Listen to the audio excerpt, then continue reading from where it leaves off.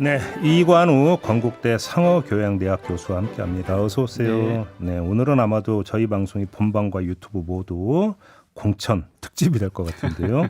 네. 이관우 교수하고도 한번 공천 문제 여야 아울러서 한번 좀 진단을 해보는 시간으로 꾸며보도록 하겠습니다. 일단 지금 파열음이 크게 나고 있는 곳이 민주당이니까 네. 민주당 상황부터 좀 점검을 좀 해봐야 될 것 같은데요. 일단 지금 하위 20% 통보가 이루어진 다음에 지금 상당히 여기저기서 파열음이 나고 있는데 일단 어떻게 보세요? 지금 지켜보고 있는 1차 촌평이 어떠십니까?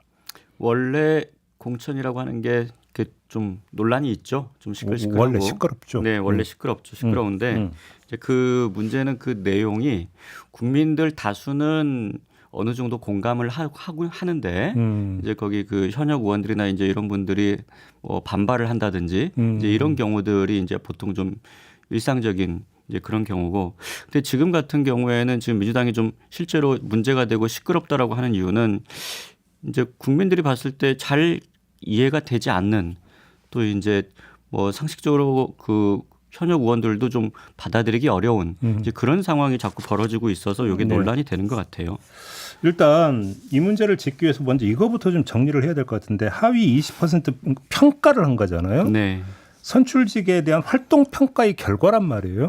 근데 사실 평가가 어떤 식으로 이루어지고 그 평가 결과가 그래서 도대체 몇 점이 나왔느냐 네. 모른다라는 거잖아요. 그렇죠. 아무도. 이게 문제 아닙니까? 그러니까 평가 기준들이 이제 의정 활동이라든지 지역구 활동, 당에 대한 기여 이런 것들이 있는데 공개된 거 딱 그 대항목 하나. 네, 항목 그게 이제 네 가지만 있고 배점만 있고, 근데 구체적으로 그 점수가 어떻게 나왔는지 그리고 이제 그것을 구체적으로 평가하는 기준이 뭔지 이제 이런 부분들에 대해서 알려진 바가 없고 또 그 점수가 공개되지도 않아요. 그러니까 이제 아마 이제 그래서 이제 결과적으로는 이 최종적으로 나온 그 성적표가 납득할 만하면 그게 이제 좀 상식적으로 잘 됐구나라고 생각을 하는 거고, 그 결과가 일반적으로 우리가 생각하는 거하고 너무 거리가 있다라고 하면은 아니 점수가 어떻게 매겨진 거냐라고 하는 거에 대해서 갸우뚱할 수밖에 없는 거죠. 예를 들어서 저희가 이제 본방에서 아까 송갑석 의원하고 인터뷰했는데 이제 본인 주장은 내가 3회 연속으로 의정 대상을 탔는데 도대체 어떻게 사위 평가 20%에 들 수가 있느냐. 이런 취지의 주장이었거든요. 이번에 이제 그 하위 통보를 받고 또 반발한, 예를 들면 대표적인 김영주 부의장이나 박용진 의원 같은 경우에 보면 아마 박용진 의원도 국정감사 우수 의원이라든지 또 백봉 신사상이라든지 이건 또 국회 안에서 의원들과 이제 기자들이 또 이렇게 투표를 하는 건데 얼마나 이제 말 그대로 젠틀하냐. 네, 그리고 실제로 의정 활동도 잘 해야죠. 네, 근데 이런 그 상들을 사실 박용진 의원 같은 경우에는 밥 먹듯이 받았어요. 밥 먹듯이 좀 약간 거의 매년 받았거든요. 과장 아닙니까? 거의 매년 상을 안 받은, 그러니까 여러 가지 상을 받지 안 받은 경우가 별로 없고, 사실 박용진 의원 좀 유명하거든요. 욕심이 너무 많다. 법안이라든지 정책이라든지 오히려 너무 많이 그러니까 주변의 그 의원들하고 같이 협의하던 거를 본인이 먼저 가져가려고 한다. 그러니까 이제 이런 좀 욕심이 많은 의원으로 좀 알려져 있어서. 혹시 그게 감점이 됐나? 근데 어쨌든 그런 정도로 좀 의정 활동을 과도하게 했으면 했지. 또 지역구에서도 굉장히 부지런하기로 소문이 좀 나 있어서, 또 김영주 의원도 마찬가지로 당의 어떤 주류로서의 정치력은 잘 모르겠지만 김영주 의원의 장점은 사실은 성실성이라고 굉장히 잘 알려져 있거든요. 네. 특히 지역구 활동에서도 아마 초재선들이 굉장히 따라가기 어려울 정도로 여전히 다선임에도 불구하고 그렇게 하는 것으로 정평이 나 있어요. 그래서 이제 도대체 기준이 뭐냐, 이런 분들이 하이면 농담으로 박용진 의원이 하위 10%면 그럼 다른 의원들은 어떻게 되는 거야? 라는, 우리 지금 보시면 아마 민주당의 180명 가까운 국회의원들 중에서 이름을 많이 그렇게 국민들이 아시는 분들이 그렇게 또 많지는 않을 거예요. 근데 어떻게든 간에 그 여러 가지 활동을 많이 했다는 거잖아요. 네. 그런데 이제 박용진 의원이 하위 10%면 다른 사람들은 어떻게 되느냐, 이제 이런 얘기들이 안 나오기가 좀 어렵죠, 사실은. 자, 그러면 여기서 이제 시스템 공천, 여야 공이 시스템 공천을 강조를 하잖아요. 그래서 여기서 시스템이라고 하는 것들을 좀 점검을 해야 되는데, 선출직 의원에 대한 활동 평가 같은 경우 최대한 그 평가 항목이 객관화되고 그 평가 지표도 객관화되고 사실은 따지면 이게 시스템 아닙니까? 그렇죠. 근데 네. 지금 여기에 지금 이게 정확한 것이고 공정한 것인가의 문제 제기가 이루어진다면 이건 시스템 공천이라고 볼 수가 없는 겁니까? 어떻게 봐야 되는 겁니까? 일단 시스템 공천이라고 하면 크게 두 가지로 좀 나뉠 것 같은데요. 하나는 네.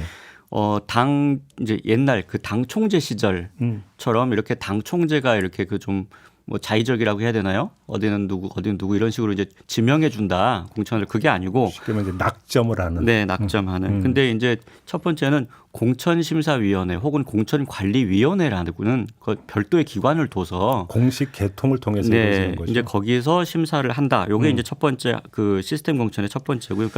그러니까 이 공관위 가서 당 대표나 원내대표들도 가서 면접을 본다는 거잖아요. 그러니까 그것 자체가 이제 하나의 시스템 공천을 상징하는 거죠. 네.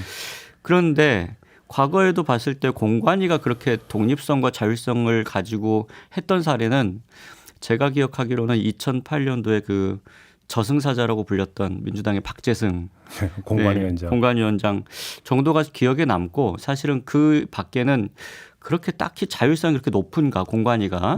네, 뭐 이번에도 지금 뭐 그런 얘기가 조금 있고요. 근데 그 공관위 그러니까 공천 심사는 공관위에서 이루어져야 되는 거고 그다음에 네. 물론 그 하위 평가 20%는 공관위가 아니라 선출직 평가위가 따로 있어요. 네, 네, 근데 네. 거기서 하는 것인데 네.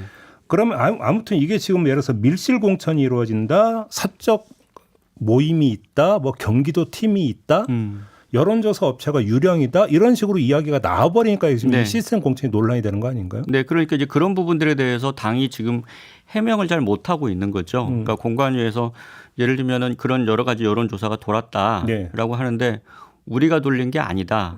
이제라고 했으면 그러면은 공관위에서는 그 좀 저도 납득하기가 어려운 게 지금 공천이 이루어지지 않은 수도권의 여러 지역이 많은데 그러면 공관위에서 그 지역의 조사를 돌리지 않았다고 하면 지금 공천이 너무 늦어지고 있는 거거든요. 그래서 사실은 그러면 공관위에서 뭐를 하고 있는지 지금 이제 그 부분이 잘 설명이 안 되고 있고 그리고 이제 뭐 사실은 이제 공관위에서 그렇게 한다고 하지만 과거에 공관위에 참여하셨던 분들 좀 얘기를 들어봤어요. 그 현역 의원이나 아니면은 뭐 외부에 이제 뭐 교수님들이나 이렇게 참여하신 분들 얘기 들어보면 실제로 그 안에서는 뭐 당 지도부가 이렇게 사실상의 명단을 거의 가져와서 이렇게 추인하는 경우가 되는 경우들도 굉장히 많다. 그래서 이제 뭐 현역 의원 평가위원회도 별도로 있었지만 지금 사실 그 평가는 작년 11월에 이미 다 끝난 거거든요. 근데 그게 지금 몇 달 동안 계속 공개가 되지 않았어요. 맞아요. 물론 이제 뭐 지금 제3지대 여러 가지 논란이 있어서 이제 좀 뒤로 늦춘 것도 있지만 지금 1월, 2월 상관에도 너무 많이 늦어졌어요. 너무 많이 늦어지니까 그 부분에 대해서 자꾸 이제 의구심을 표하는 거죠. 왜 이렇게 늦어지느냐라고 하는 부분이 있고요. 그리고 이제 뭐 지금 한밤중에 이렇게 이제 다선 의원 배제 기준에 대해서 특정 뭐 의원실에서 논의했다. 뭐 이제 이런 언론 보도도 있고. 그러니까 말 그대로 이렇게 되면은 시스템 공천이 아니라 밀실 공천이라고 하는 얘기를 안 듣기가 어렵고요. 또 최근에 가장 제가 보기에는 민주당에서 논란이 많았던 거는 그거 같아요.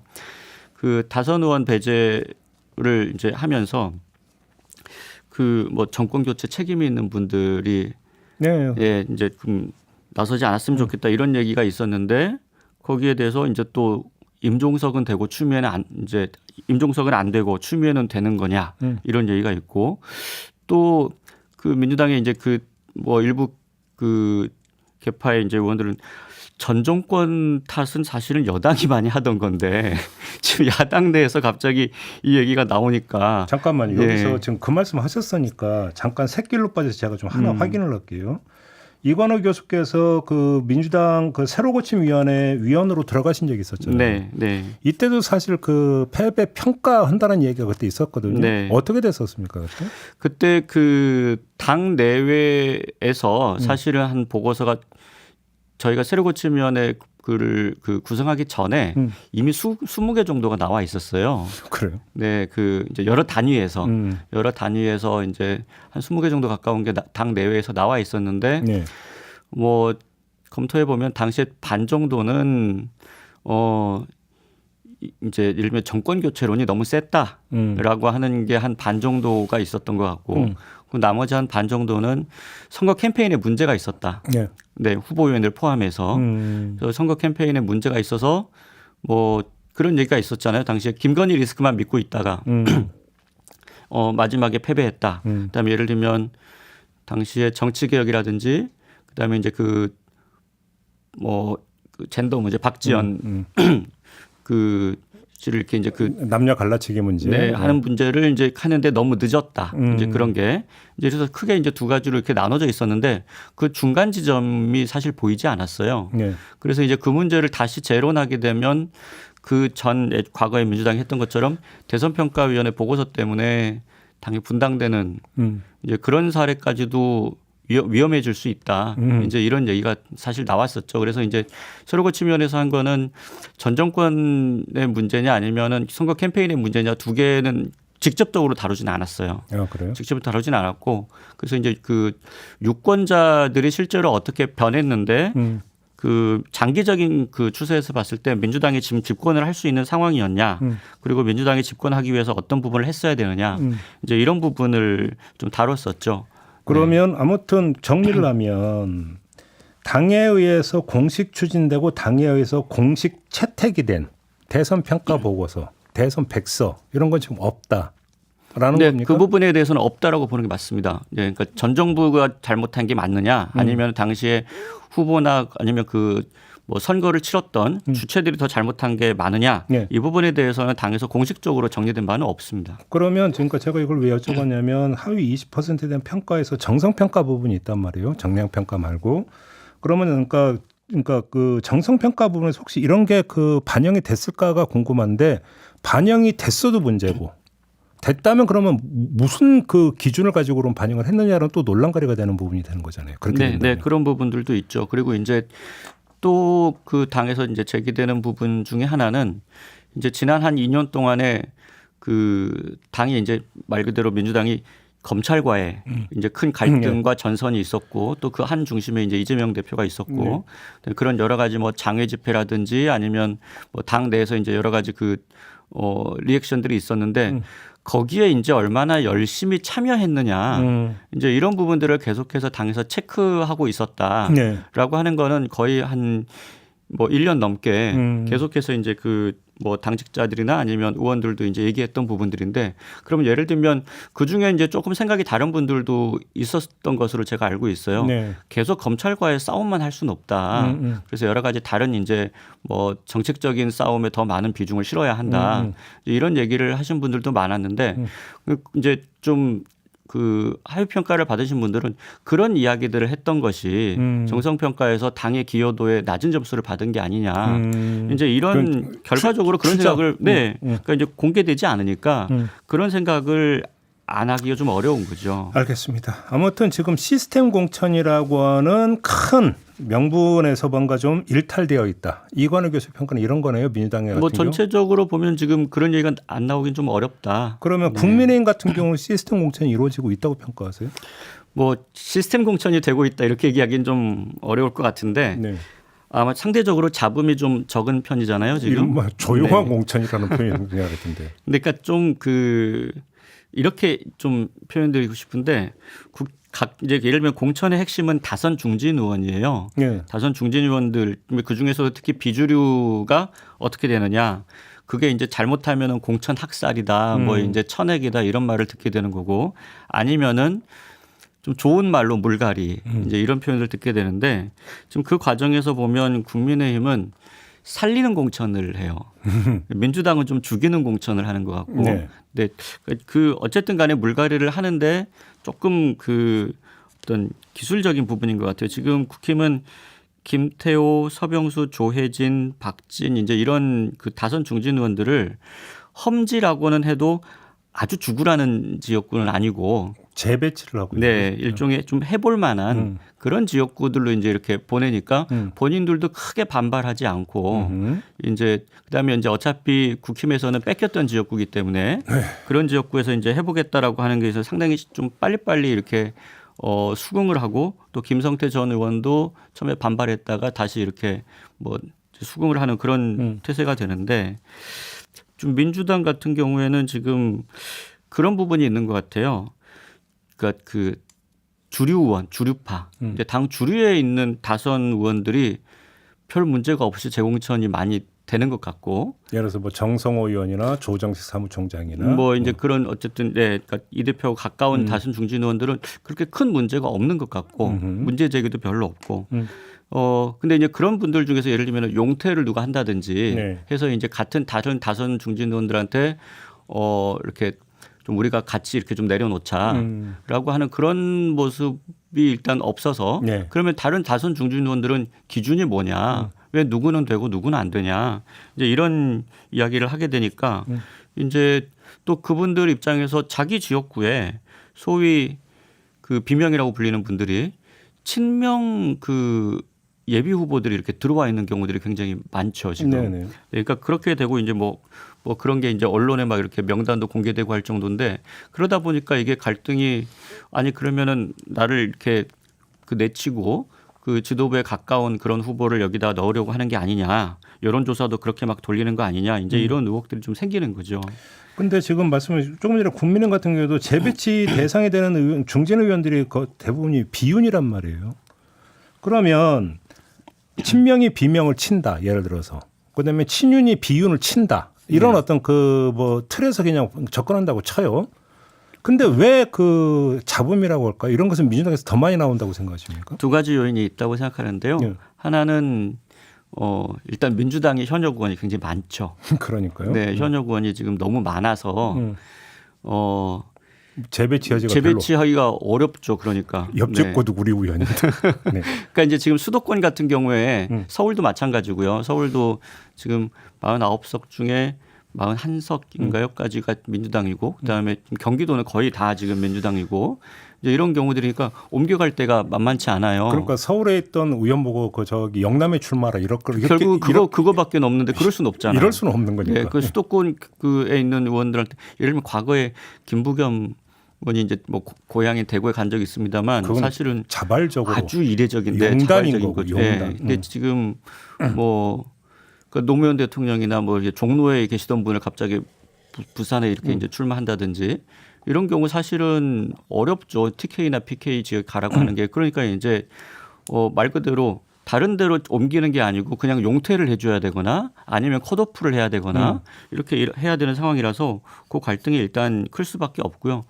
두 번째는 그 여당은 항상 여유가 있어요. 왜냐하면 이 말 그대로 자리들이 많잖아요. 보상책이 있다. 네, 그러니까 이제 그 부분이 저는 상당히 그 큰 프리미어라고 생각하는데, 그러면 전직 의원들이 이제 예를 들면 입각을 할 수도 있고, 네. 그다음에 여러 이제 산하 기관에 장으로도 갈 수 있고, 이제 그러면서 이제 또 다음 대선이라든지 지방선거 이런 것들을 이제 준비할 수 있는 그런 기간도 있기 때문에 네. 아마 이제 뭐 여기서 꼭 당에 세게 반발해서 찍히느니 그런 이제 그 자리에 가서 다음 지방선거 같은 것을 노려본다. 이제 이런 부분들도 있을 수 있죠. 그러니까 여러 가지 면에서 구조적으로도 지금은 민주당보다는 국민의힘이 조금 더 여유가 있는 편이었는데 그러면 사실은 민주당이 공천 관리를 굉장히 잘해야 되는 거거든요. 네. 근데 이제 지금 봐서는 상당히 좀 투박하다 그래야 되나요? 느낌이. 알겠습니다. 예. 또 하나 좀 짚을게요. 비례정당 공천 문제는 앞으로 어떻게 흘러갈 거라고 전망을 하세요? 그러니까 양쪽 다. 예. 네, 뭐 국민의힘은 지금 뭐 위성정당을 이렇게 뭐 만들기로 하고, 국민의 미래. 네, 만들기로 하고 이제 이렇게 진행되고 있으니까 아마 거기는 뭐 그렇게 큰 잡음이 나타날 것 같지는 않고요. 지금 그 민주당 내부 공천이 지금 여러 가지 불협화음이 생기고 좀 진행이 늦어지고 하면서 사실은 거기서 추진하고 있는 비례연합정당도 지금 아마 바로 영향을 받는 것 같아요. 네. 그러니까 지금 뭐 이런 얘기들이 있죠. 그러니까 이제 친명 예비 후보들이 여러 여론조사에서 좀 고전하고 있으니까 공천 속도가 안 나는 거 아니냐.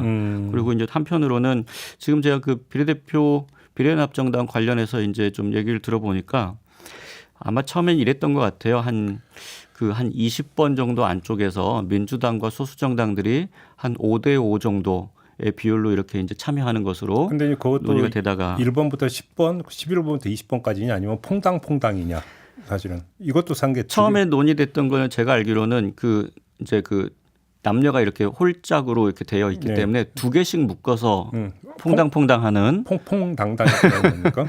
네, 어쨌든 뭐 그런 방식이 기본적으로 해서 한 20번 정도까지 안정권으로 그렇게 논의가 됐던 것으로 알고 있는데 네. 5대5로 그 최근에 논의되면서 보니까 민주당 쪽에서 요구가 소수 정당이 가져가야 될 몫이 이제 50에서 40, 30 최근에는 한 20% 정도만 그래요? 소수 정당이 해라 이런 정도까지 이제 뭐 이야기가 있었다고 해요. 그래서 이제 아니 왜 이렇게 되느냐라고 하는 것에 이제 그 아마 원인은 지금 민주당 쪽에서 말 그대로 지도부가 이렇게 좀 공천하고 싶은 후보들이 지역에서 이렇게 그 큰 어떤 유리한 고지를 점하지 못하니까 비례로 좀 돌려야 되지 않겠는가. 그러니까 원내 진출시키고 싶은 친명 예비 후보. 근데 그 본선 경쟁력이 없거나 경선을 통과하지 못하면 좀 네. 비례 연합정당 쪽으로 명부에 좀 올린다. 네, 그럴 가능성이 있어 보여서 그래서 이제 왜 민주당이 조금 무리한 요구를 하는 것 같다. 그렇게 되면은 제가 보기에는 이 비례연합정당 깨질 가능성도 있거든요. 그래요. 왜냐하면 소수 정당들이 뭐 한 2석 정도 받으려고 위성정당이라고 하는 뭐 그걸 없애주면서 그 참여할 만한 요인이 사실 크지 않을 수도 있어요. 또 하나의 네. 난제는 사실은 지역구 연대 부분도 지금 난제잖아요. 네, 그러니까 이제 만약에 그게 잘 안 되면 아마 그것도 염두에 두고 있는 것 같아요. 민주당이 이제 여차하면 그냥 그 협상이 잘 안 됐다라고 국민에게 사과하고 위성정당을 그냥 할 수밖에 없다. 이제 이렇게 그냥 이제 나갈 가능성도 있는데 그러면 사실은 비례대표에서 한 10석 정도를 더 확보하게 되는 네. 것은 사실이죠. 근데 네. 문제는 그렇게 됐을 경우에 수도권에서 과연 지역구 싸움이 그러면 소수 정당들이 일제히 각계약진하게 되는데 그렇죠. 그러면 이제 한 뭐 못해도 한 1, 2% 정도씩은 또 가져갈 가능성이 있는데 그렇게 되면 수도권의 지역구 의원들이 과연 이걸 받아들일 수 있겠느냐. 비례대표에서 한 10석 정도 더 얻자고 하다가 수도권의 박빙 선거구들에서 다 밀리는 결과가 나타나면 결과적으로는 이게 누구 좋자고 이렇게 되는 거냐. 이제 이 얘기를 지역구 의원들이 볼멘 소리를 할 수밖에 없겠죠. 네. 그래서 아마 지금 이 부분도 같이 그래서 좀 꼬여 있는 것 같아요. 네. 그러니까 결국은 정리하면 이렇게 되겠네요. 그러니까 민주당의 어떤 그 지역구 공천 일단 이게 마무리돼야 네. 비례연합정당의 공천 문제가 좀 이제 그 수면 위로 올라온다. 네, 지금 뭐 그것 때문에 아마 최대한 좀 민주당에서는 여기서 많이 포션을 일단 확보해 놓아야 되겠다라고 네. 이제 하는 생각인데 그러니까 협상의 속도가 나지 않는 것 같아요. 그래요. 아마 지금 공천 속도 보면 역대 총선 중에서 가장 느린 지금 공천 속도라고 봐야 되는 거 아닌가요? 그 사실은 이런 부분은 좀 문제가 있는 거예요. 왜냐하면 지금 선거구 획정도 지금 선거가 50일도 남지 않았는데 아직 더 완료 안 됐죠. 선거구 획정도 지금 합의가 안 돼 있거든요. 예. 오죽하면 김진표 의장이 어느 정도 선까지 한 50일까지 해서 양 당이 합의를 못하면 원래 선관위 권고한 대로 그냥 확정되는 것으로 하자라고 하는 그런 얘기를 할 정도로 사실은 굉장히 중대한 선거잖아요. 총선이. 그런데 지금 국민들이 우리 지역구가 지금 어떻게 될지 우리 지역구의 후보가 누가 될지 지금 지역구 그 획정이 안 되니까 후보도 지금 공천을 안 하고 있고 그래서 이제 그런 문제들은 지금 사실은 선거법도 너무 늦었죠. 올해 지금 이번 달에야 결정이 됐고 그다음에 지금 선거구 획정도 아직 안 돼 있고 근데 지금 양당의 공천도 이렇게 늦어지면 사실은 이거를 제대로 된 민주주의의 선거라고 하기가 어려울 정도로 지금 사실은 절차상 문제가 많아요. 근데 지금 사실 양당 공천 속도만 갖고 얘기할 것도 아닌 게 개혁신당은 공천 실무도 들어가지도 않았어요. 아직.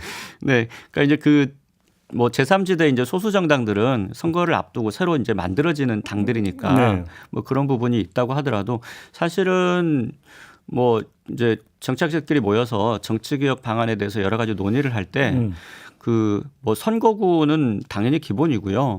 후보들도 6개월이나 1년 전에는 확정되는 것이 좋다. 기존 정당들은 그래야 충분히 그 후보들을 알고 사실 선거의 핵심은 그 후보들에 대해서 잘 알고 유권자들이 그리고 그 공약도 좀 비교를 해보고 그리고 나서 평소에 하는 걸 좀 봐야죠. 네. 어떻게 활동하는지. 근데 그런 걸 보고 평가를 해야 되는데 지금 우리 선거는 거의 뭐 번개불에 콩고 먹듯이 유권자들이 별로 아는 정보가 없으니까 그러니까 이제 정당만 보고 찍는다든지 또 후보에 대한 검증도 어렵죠. 그러니까 그 말씀하니까 색깔로 하나만 더 빠져가지고 지금 우리나라의 선거제도에서 문제점으로 이걸 지적하는 목소리가 있어요. 학계에서도 그런 얘기가 나오는 걸로 제가 알고 있는데 우리나라 선거제도는 몇 월 며칠부터 몇 월 며칠까지 딱 요 기간만 정해놓고 이때만 선거운동해라. 그죠? 후보 등록도 그때만 받고 네. 딱 이렇게 돼 있잖아요. 네. 그 이외의 시간에 하면 이제 사전 선거운동에 걸리고 그렇죠. 네. 불법이 되는 거잖아요. 근데 이게 온당한 지금 선거 제도냐? 그런- 거꾸로 가야 되는 거 아니냐? 그렇게 하는 나라 거의 없습니다. 그러니까요. 예, 거의 없고요. 예. 그 선거 운동을 하는 시기가 정해져 있다라고 이제 다른 나라 학자들하고 얘기해 보면 일단 이해를 못 해요. 놀래요? 네, 다른 일단 나라 이해를 학자들이? 못 하죠. 왜냐면 아니 모든 그럼 굉장히 참정권이 그 제한되는 거죠. 누구나 그러니까요. 평소에 자기가 다음번 선거에 나갈 수 있다. 그리고 그것을 꼭 이렇게 명시하지 않더라도 평소에 여러 가지 지역에서 사회 활동이나 공익적인 활동을 하다가 그다음에 그 내가 선거에 출마할 수도 있습니다라는 얘기를 하면서 자기가 그런 활동을 하는 거죠. 네.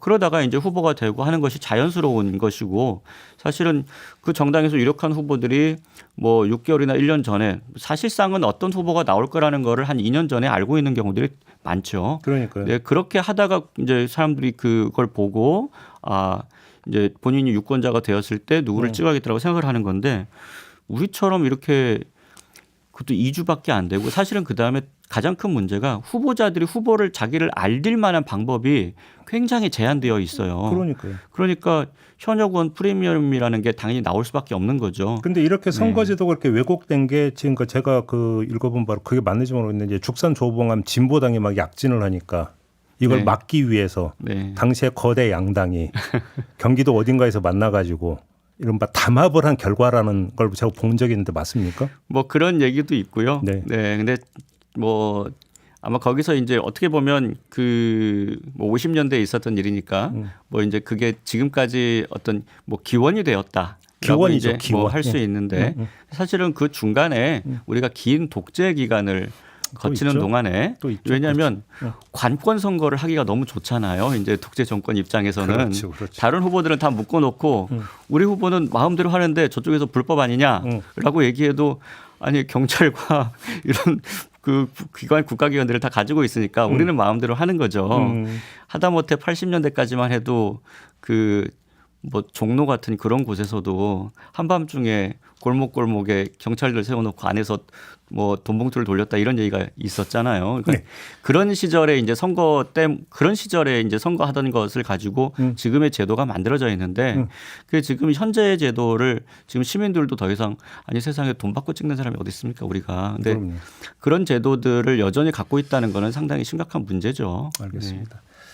마무리 좀 해야 되는데 공천이라고 하는 것은 결국은 상차림이잖아요. 네. 유권자들에게 좀 뷔페 쫙 마련했으니까 마음껏 드세요. 상차림인데 이 상차림이 이렇게 늦어지고 만약에 부실해지면 그리고 거기서 이제 잡음이 계속 발생을 하면 상업에 앉은 유권자들이 어떤 판단을 할 것인가 네. 이걸 좀 이제 각 정당이 좀 되돌아봐야 되는 거 아니냐 네. 이런 말씀 좀 드리면서 오늘 이야기 좀 마무리하죠. 네. 네. 이관우 건국대 교수와 함께했습니다. 수고하셨고요. 네. 저도 함께 물러가겠습니다. 고맙습니다.